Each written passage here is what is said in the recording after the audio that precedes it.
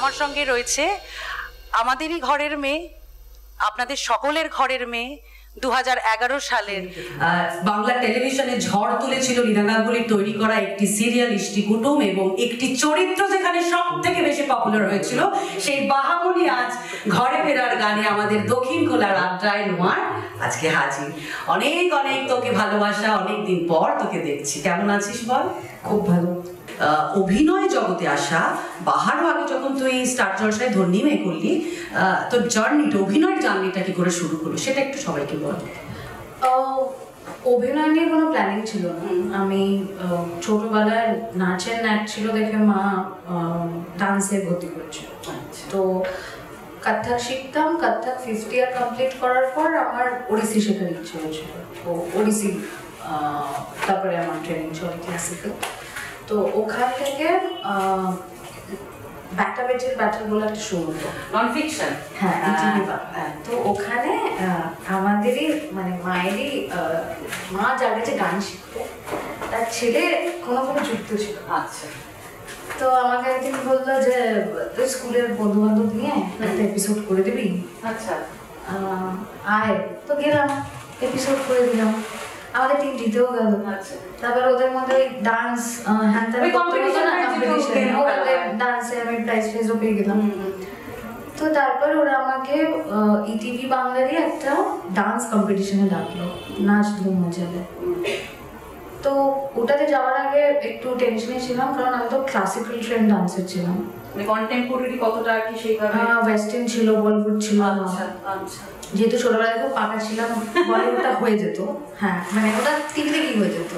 আর classical base থাকলে না বাদ বাকি কোনো খুব একটা প্রবলেম। হ্যাঁ, মানে রিহার্সালে হয়ে যায়। যে কোনো ক্ষেত্রেই তুই যে মনে করিস তো যে বেসটা আগে খুব দরকার, শিক্ষার শুরুয়াতটা আর কি, সেটা তুই পড়াশোনায় এবিসিডি বলো বা ডান্সের বলো বা অভিনয় বলো, যে কোনো ইন্ডাস্ট্রি হোক না। তো ওইটা নাচ ধুম মজালে হলো। নাচ ধুম মজালে করার পর তখন ওখানে রবিরঞ্জন মিত্র আমাদের বড় এডিটর রবিদা ছিল। আচ্ছা, তারপরে ওদের একটা এলো লাক্স ফাটাফাটি ফিল্ম ইফেক্ট, যেটাতে ফার্স্ট টাইম অ্যাক্টিং আর ডান্স দুটো একসাথে ছিল। সেটাও কম্পিটিশন বেস। Competition base. ওরা আবার ওটাতে ডাকতো। তো আমি কি বললাম, এটা তো আমি হেরে যাবো, তাহলে আর করবো না। তো বললাম কেন? আমি তো অ্যাক্টিং যাই না, আর ডান্সটাই জানি। ডান্সে তো 10 on 10 আসবে, কিন্তু এইটা তো পুরো মানে জিরো কনফিডেন্স ছিল, মানে কোনো ইচ্ছেই নেই। তো তারপর ওরা বললো আমরা করে নেবো। তো ওটা করে ওই রিয়েলিটি শোটাতেও আমি ফার্স্ট রানার। বাহ। তারপরে ওখান থেকেই যিশু দাশগুপ্ত মানে ডাকলো। তো ওটাতে নাচবে রাধা বলে সিরিয়ালটার নাম ছিল, রিমঝিম দিয়ে আর আবিরদা দিক ছিল, আমাদের ছিল সেকেন্ড লিড। তারপরে ওটা 3 মাস 6 মাস চলতে চলতে ওটা বন্ধ হয়ে গেল। আচ্ছা। তো তারপরে আমি আবার ডান্স করছি, পড়াশোনা করছি, এইসব চলছে। চলতে চলতে হঠাৎ করে স্টার্ট থেকে করা হলো। অডিশনে গেলাম, দেবাংশুদা অডিশন দিচ্ছিলাম। আর অডিশন দিতেই হবে না, তুমি একটু হাসো, একটু কাঁদো, একটু অভিমান করো, এক্সপ্রেশনসগুলো দেখে অডিশন ডান। এবারে কি হতো, একটা ডায়লগ বলার পরে অন্য ক্যারেক্টার যখন ডায়লগ বলছে, ওই ব্ল্যাঙ্ক টাইমটা কি করবো আমার আইডিয়া নেই। অভিজিৎ দা শুট করতেন, অভিজিৎ দা ডিরেক্টর ছিলেন, এবং অভিজিৎদাও বললো আমার ওপর ইনস্ট্রাকশন আছে যে বকাঝকা করা যাবে না, যেদিন বকবে ব্যাগ নিয়ে চলে যাও, তোমাকে বুঝিয়ে বলো, না হলে তুমি বলো, আমি আবার বারবার করবো। তো দ্যাটস হাউ ধর্নিমে হ্যাপেন্ড। ধর্নিমে যখন হয়েছে তখন আমি বুঝে গেছি কি হয়।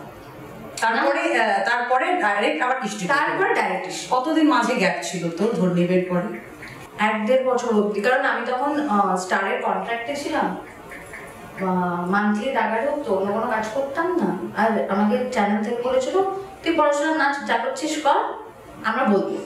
তো সেই বলাটা এলো আবার ম্যাজিক মোমেন্টস থেকে, শৈবাল ব্যানার্জির ম্যাজিক মোমেন্টস, লীনা গাঙ্গুলির ম্যাজিক মোমেন্টস, এবং লীনা গাঙ্গুলির লেখার স্ক্রিপ্টে একটি চরিত্র হয়ে ওঠা, একমাত্র বোধহয় একটি চরিত্র সিরিয়ালের বাহার, যার নামে মাথার সিঁদুর থেকে শুরু করে পায়ের চটি, বাড়িতে রাখার প্লাস্টিক ব্যাগ থেকে শুরু করে শাড়ি, হেন জিনিস বিক্রি হয়নি, হেন মানুষ বাহাকে নিয়ে, কথাটা শুনতে খারাপ লাগবে কিন্তু বাহা চরিত্রটা ভ্যালু এমনই ছিল, চরিত্রটার ভ্যালু এমনই ছিল যে চারিদিকে কিন্তু অনেক মানুষ ছোট ছোট করেও কিন্তু কিছু পুঁজি রোজগার করতে পেরেছিলেন এইটুকু ব্যবসা করেও আর কি।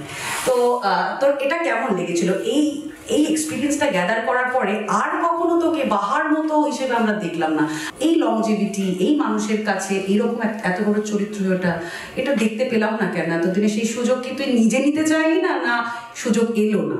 আমি তোমাকে আগেও যেটা বলেছিলাম, মানে যখন আমি ধরো ইষ্টি শুরু করলাম তখনও যখন মানে চরিত্রটা আমাকে বলা হলো, আমার যখন নিরালির সাথে প্রথম মিটিং হলো, আমি প্রথম কথা বলেছিলাম যে মানে স্ক্রিপ্টটা তো মুখস্থ হয়ে যাবে, আমার মানে ল্যাঙ্গুয়েজের টোনটা আমার কাছে খুব ইম্পর্টেন্ট। আর আমার খালি মনে হতো কোনো সময় যেন বোঝা না যায় যে আমি কলকাতার সাউথে বড় হয়েছি বা এখানে আমার স্কুল কলেজ, কারণ এই ছাপটা বোঝা গেলে চরিত্রটা হবে না।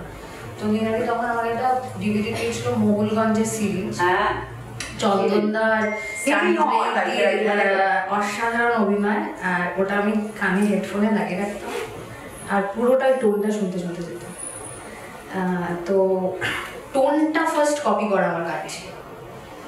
তারপরে উইথ টাইম আমি এটা জানতাম যে এই চরিত্রটাকেই হয়ে উঠতে হবে, এখানে আমি নিজে কিছু করতে পারবো। তো আমি স্ক্রিপ্টের বাইরে খবরের কাগজে ওইভাবে পড়তাম। এই বাবা মার সাপোর্ট সবসময় ছিল তো ছোটবেলা থেকে। ওদের একটাই বক্তব্য ছিল রেগুলারে গ্র্যাজুয়েশন কমপ্লিট করতে হবে, পড়াশোনাটাকে থাকতে হবে না, আর প্রাইভেটে টিক মার্ক দিয়ে করা যাবে না। হ্যাঁ, তো এটা নিয়ে আমি একটা সময় প্রচুর লড়াই করেছি, কিন্তু পারিনি। মাঝখানে 2-3 বছর গ্যাপ দিয়ে আবার রেগুলারই কমপ্লিট করেছি। তো এটা একটা ওদের এই একটাই ডিমান্ড ছিল। আর তোর নিজেকে গ্রুম করার ক্ষেত্রে তুই লীনাদির থেকে যেমন তুই এই এক্সপিরিয়েন্সটা পেলি, গ্যাদার করতে পারলি যে এই সিনেমাটাকে তুই বারবার দেখা বা কিছু, আরো প্রোডাকশনগত দিক থেকে চরিত্রটা হয়ে উঠতে, পারিপার্শ্বিকের কো অ্যাক্টর বল, তুই কত বড় বড় মানুষদের সঙ্গে কাজ করেছিস, লেজেন্ড তারা, মাধু আন্টি, সাবু আন্টি তো বাদই দিলাম। কিন্তু আমি একটা কথা বলি, আমাকে ওই ফিলিংটা কেউ দেয় না। সেটাই, মানে এত অনেক এক্সপিরিয়েন্স হয়েছে তোর। তো একটা সিনের কথা তোকে আমি বলবো, যেটা এর মধ্যে যখন তোর আবার কিছুদিনের জন্য রিপিট দেখাচ্ছিল, হ্যাঁ, তো ওই যে তোর তুই বাসের মধ্যে তুই একটা সিন করছিস, তুই যাচ্ছিস। তো আমি খুব ভালো করে জানতাম যে চ্যালেঞ্জটা আমায় দেওয়া হয়েছে, আমি যদি ভাষাটা ঠিক করে না বলি আর আমার যদি এদের মতো না লাগে, আমি কোথাও কাঁদতে পারবো না। আমি অবল দিলাই আমার হোমওয়ার্ক করে কাজ করে গেছি। না, সেই এফর্টটা তো ডেফিনেটলি তোর দিক থেকেও ছিল। তারপরে এখন তো আরেকটা প্লাস পয়েন্ট ছিল আমাদের, যে আমরা যখন বোলপুরে অনেকদিন টানা শুরু করতাম, আমরা এপিসোড টেলিকাস্ট একসাথে দেখতাম, মানে লীনাদি সৈকতা সবাই থাকতো, তাহলে তো একটা টেকনিশিয়ানসরা থাকতো, ভালো এক্সপেরিয়েন্স হতো। মানে কি, মানে তোর ভুল ছুটিটা সেই সময় তুই সবার মধ্যে জানতে পারছিস। মানে হয়ে গেলেই ধরো লীনাদিকে বললাম এটা ঠিক ছিল, এটা কি তুমি অন্য কিছু চাইতে, মানে অন্য কিছু পাচ্ছ। আর আমি অ্যাজ অ্যান অ্যাক্টর একটা জিনিস ভীষণ বিশ্বাস করি যে যখন কেউ লিখছেন না তার ভিজুয়ালাইজেশন একটা থাকে, আর আমরা যখন কেউ পাঠ করি আমরা সেটাকে আরেকভাবে ভিজুয়ালাইজ করি। এই দুটো যদি ক্ল্যাশ করে তাহলে দুটো শেড বেরোবে, আর এই দুটো যদি মিলে যায়, কানেক্ট করে, দেন ম্যাজিক উইল হ্যাপেন। কারণ আমি অন্য জায়গায়ও কাজ করে দেখেছি, লীনাদির লেখার মধ্যে না একটা অদ্ভুত আমি অনুভূতি বা একটা আত্মা ফিল করি। বা এখনো ধরো যে ধরনের সিরিয়াল চলছে বা অনেক প্রজেক্টস হয়, সব কিছু হয়, কোথাও না ইমোশনালি কিছু অডিয়েন্সের সাথে কানেক্ট করে, তখনই ওটা একটা ম্যাজিক। কারণ emotion and love is the only one thing in this world যেটা গিয়ে একটা কিছু ক্রিয়েট করে। মানে আমরা কিছু দেখে হাসছি, কিছু দেখে কাঁদছি, কিছু দেখে রাগ হচ্ছে, সেটাই ম্যাজিক। এবং সব ক্ষেত্রে বলবো সবার আগে একটা অধ্যবসায় লাগে। কিন্তু অভিনয়টা তো কাজ করতে করতে শিখেছি। তারপরে বেনিদির কাছে ইনস্টিটিউটের পর ওয়ার্কশপ করেছিলাম একটা লম্বা। আচ্ছা, কারণ একটা কি হয় না, একটা অনেকদিন একই চরিত্র করলে একটা মনোটোনাস ব্যাপার চলে আসে, আর আমার মনে হতো অন্য চরিত্র পারি না, এই একটাই পারি। কারণ আমি কোনোদিন থিয়েটার করিনি, আমার কাছে কোনো মানে অন্য কোনো পাঠ করিনি, কিছু করে দেখিনি যে অন্য চরিত্র করতে পারি কিনা।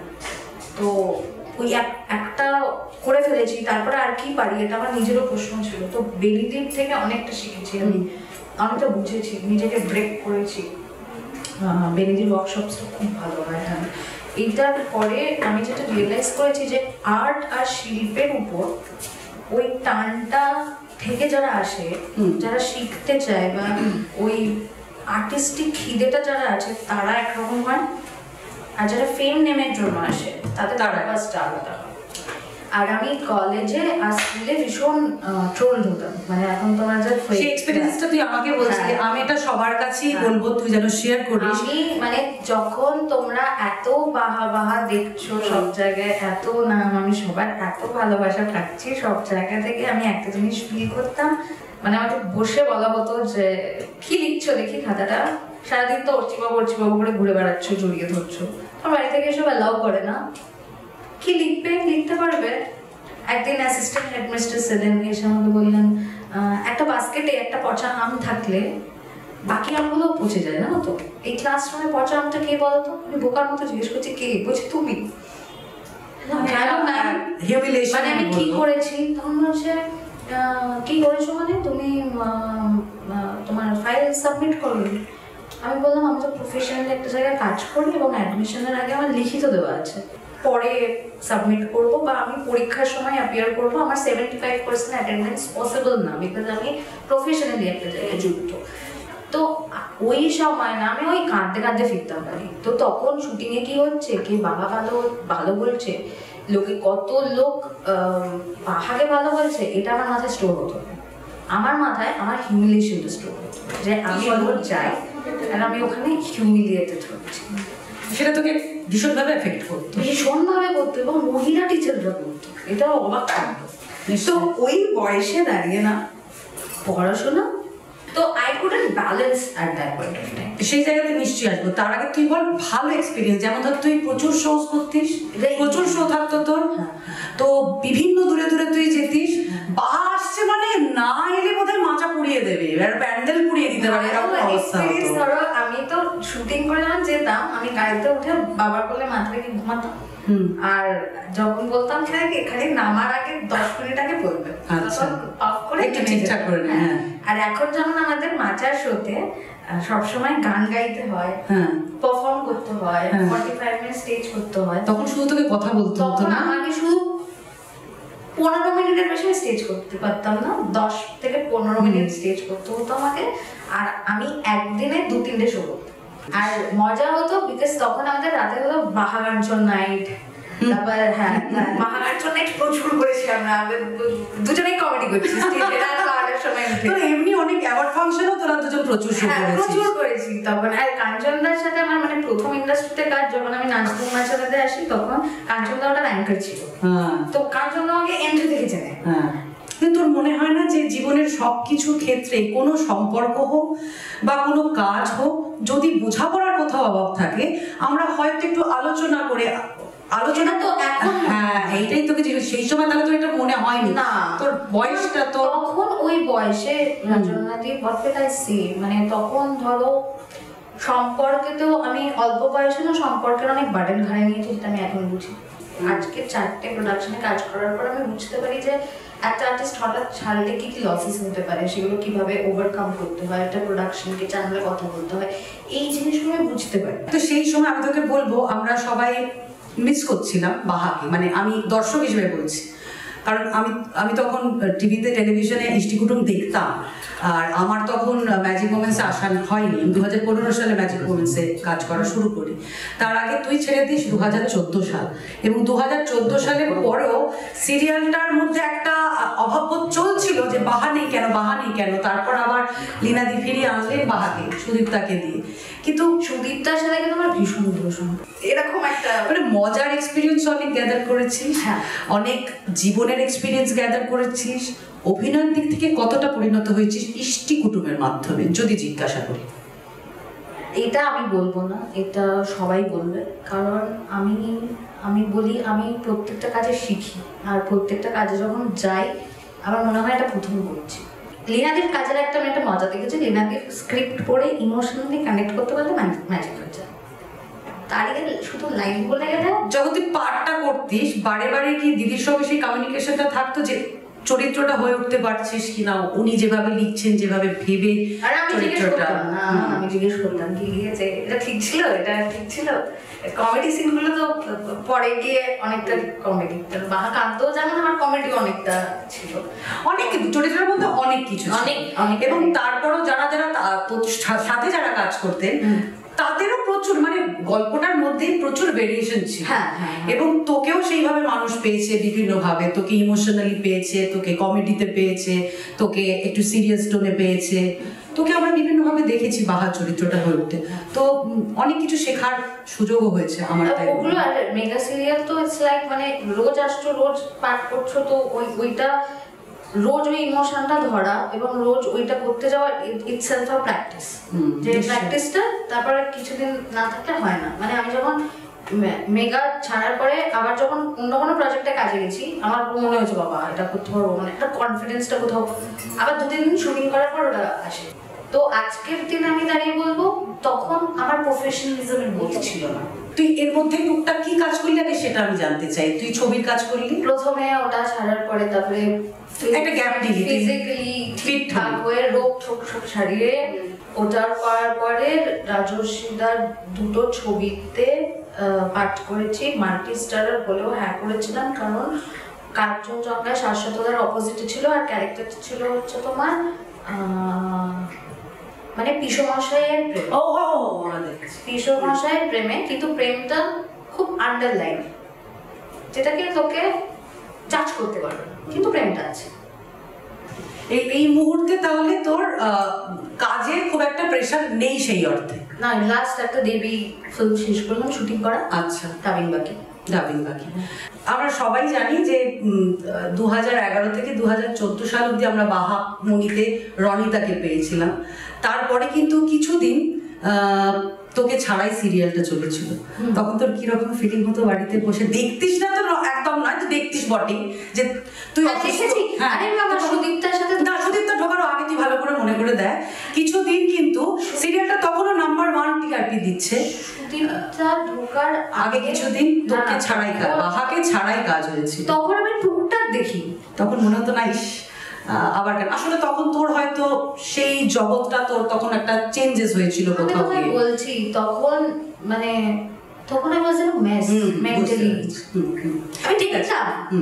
আর সুদীপটা যখন প্রথম হয়তো আমার একদম মনে আছে, শম্ভুদার তখন একটা নতুন ফ্ল্যাটে শিফট করেছে আমাদের, যে মেকআপের শম্ভুদা, দোলের কিছু একটা খাওয়া দাওয়া অল এরাম, আর আমি সবাই ছেড়েছি, সবার মন খারাপ ছিল, শম্ভুদা, জয়শ্রী।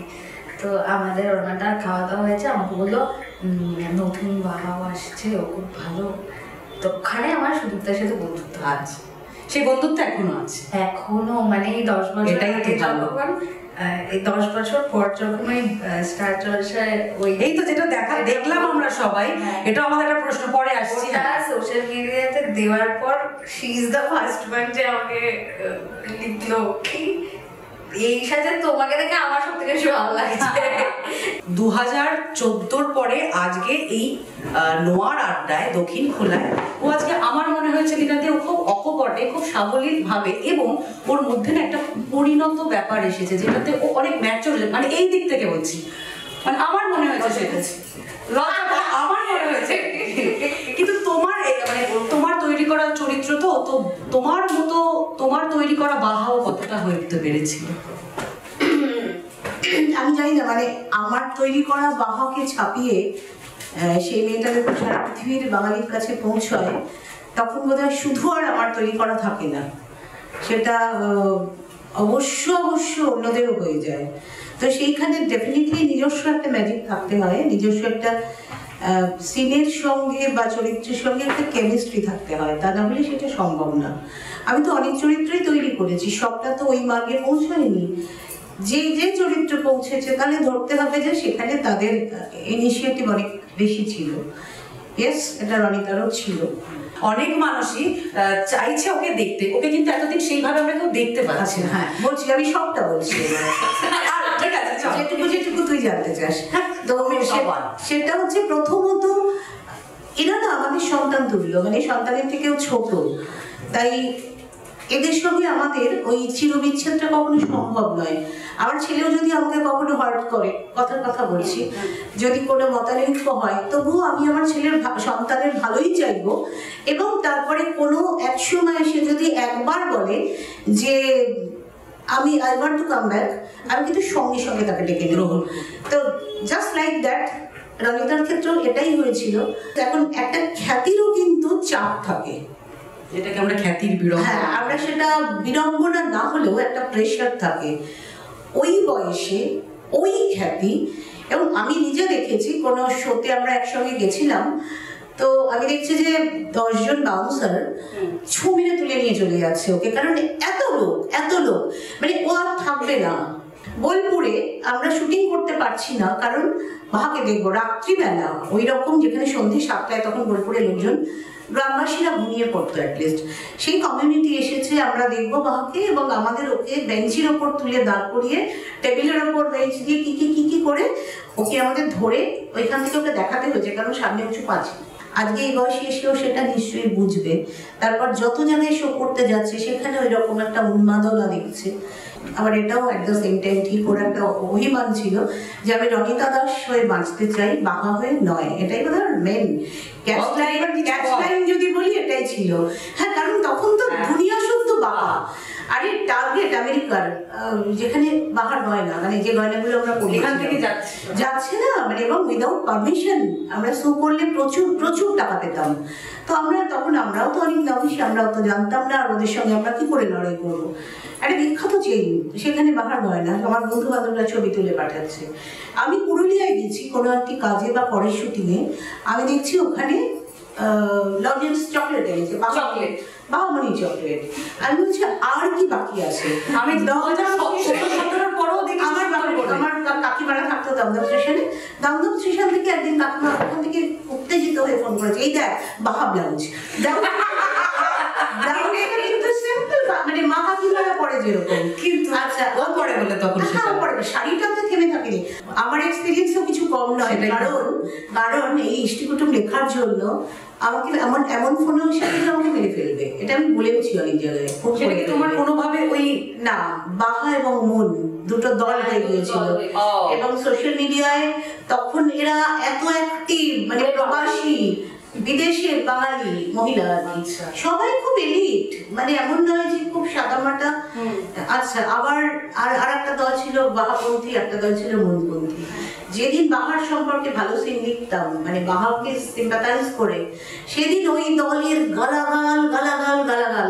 যেদিন মনকে একটু প্রায়োরিটি দেওয়া হতো, সেদিন বাহার দলের গালাগাল। তো এইরকম আর কি অনেক এক্সপিরিয়েন্স, অনেক কিছু। আজকে বাহার ঘরে ফেরার কারণ কিন্তু এটা নয় যে বাহা আমাদের সঙ্গে কাজ করতে যাচ্ছে। হ্যাঁ, তার আগে একটা ছোট্ট গল্প আছে। রণিতা খুব অসুস্থ হয়েছিল মাঝখানে, তো কোভিড হয়েছিল, তো আমি খবরটা পেয়েছিলাম। তারপরে ভালো হয়েছে সেই খবরও পেয়েছি। মাঝখানে একজন আছে আমাদের দুজনেরই চেনা, তারপরে ও একদিন ফোন করলো, আমি কিন্তু সঙ্গে সঙ্গে ফোনটা ধরেছি। ফোন করে বললো যে আমি না এত অসুস্থ ছিলাম, আমি ভাবিনি যে আমি বেঁচে থাকবো। তো আমার তখন মনে হয়েছে আমি জীবনে যা যা ভুল করেছি, যা ভুলভ্রান্তি আছে, আমি সেগুলো সব মেটাতে যাব। তো আমার খুব পেইন হয়েছিল কথাটা শুনে, মানে সন্তান তুল্য কারোর কাছে এরকম কথা আমরা শুনবো কখনো আশা করি না। রিয়েলাইজেশনটাও তো একটা ম্যাটার করছে নিশ্চয়ই, ওর কাছে ম্যাটার করে, কিন্তু তখন না ওকে খুব হাল ছাড়া মনে হয়েছিল। হয়তো শারীরিক অসুস্থতা, ওই সময় একটা পারিবারিক দুর্যোগ ছিল, সব মিলে। কিন্তু অনেক কথার পেছনে একটা ভাবনা থাকে যে আমি একটা কথা বলছি, হাউ টু এক্সপ্রেস মাইসেলফ, এই জিনিসটা থাকে। আর একটা প্রেজেন্টেবিলিটি নিয়েও একটা সচেতনতা এসছে, যেটা আমার মনে হয়েছে। হ্যাঁ, এইরকম এগুলো এসেছে যেগুলো তৈরি করেছে দিদিকে এই সময়টাতে। জীবনে 10টা বছর কিছুই না। হ্যাঁ, যদি কেউ লং রান কাজ করতে চায়, এই 10 বছরে তো শিখেছে অনেক কিছু, জীবনের উপলব্ধি বলো, কোথাও কোনো অসুয়া নেই, কোথাও কোনো অমঙ্গল কামনা কেউ কারোর জন্য করছে না। কোথাও একটা পয়েন্টে হয়তো অসুবিধে হয়েছিল, ম্যাচ করেনি, কিন্তু আফটার দ্যাট পৃথিবীটা শুধু ওই হিংসে দেশ নিয়ে চলে না, একটা কোথাও বন্ধন থাকে। তো সেই বন্ধন ছিল বলেই ও ফিরে এসেছে, সেই বন্ধন ছিল বলেই আমরাও কাজে অফার করছি। ঠিক আছে, তাহলে আমরা আজকের মতো এখানেই শেষ করছি। নমস্কার। কিন্তু দিনাদি একটুখানি রণিতার হাতে এটা একটুখানি উপহার রয়েছে, হ্যাঁ একটা উপহার রয়েছে, সেটা রণিতার হাতে দিনাদি তুলে দেবে, তার আমি বেরিয়ে যাবো। আমারটাকে দাও।